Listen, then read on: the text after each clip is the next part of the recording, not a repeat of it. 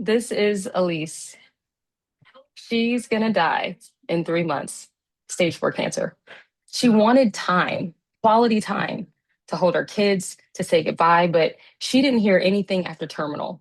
See, her doctor was bad at bad news because he was trained for the diagnosis and not the person with it. So Elise spent her last months in painful hospitalizations and crushing medical bills that she might have chosen to avoid. And it's not because her doctor didn't care. He just wasn't prepared for the goals of care conversation. See, the training he needed, it was scheduled for next quarter after Elise was already gone.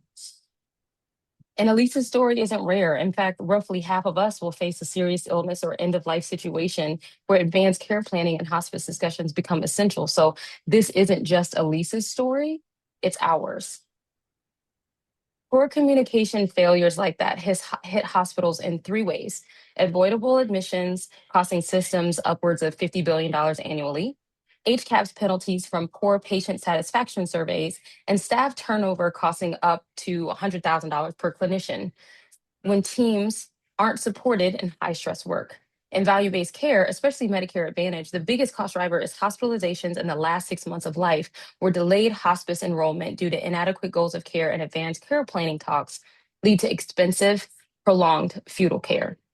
These gaps extend to discharge conversations with real consequences like poor medication reconciliation and unclear instructions that create risk. And the leaders responsible, they're buried in Relias dashboards, reviewing weekly readmission incident reports, and justifying patient safety budgets quarterly, knowing lectures and random call reviews aren't enough to prepare teams for these high stakes moments.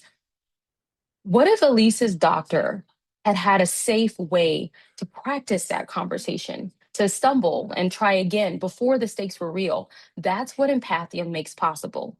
Inside, you train with AI patients via text, voice, or video that respond like real people do. Our trauma informed framework turns soft skill into software, giving people across sectors a way to build emotional skill like muscle memory. We're building the adaptive emotional intelligence infrastructure, the bridge between the policy and the practice, between the problem and the person. Providers enter real visits more confident, less anxious, and focused on the whole person, not just the chart, leading to empathy-led interactions, improved quality of care, greater patient satisfaction and agency about next steps, and better outcomes like fewer readmissions. And this isn't theoretical. We have 8 committed design partners informing product through extended testing, and about 30 more in pipeline set to pilot or buy outright, all before our commercial launch as we finish our HIPAA-ready AWS deployment in April. We got here through advisor-led interactions and 42 discovery calls in the last 60 days, converting 15 to 20% of pilots with a CAC of essentially zero. Our moat is structural. Every session generates clinical interaction data tied to real outcomes, compounding into an adaptive scoring system that competitors can't replicate without our domain partnerships and workflow integration. We start with directors of clinical training or equivalent roles at smaller healthcare organizations where sales cycles are faster, and then we expand across departments and into larger systems.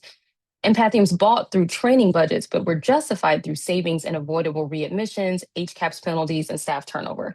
Pilots start around $100 per clinician per month, expanding into enterprise contracts of around $2,500 per clinician per year.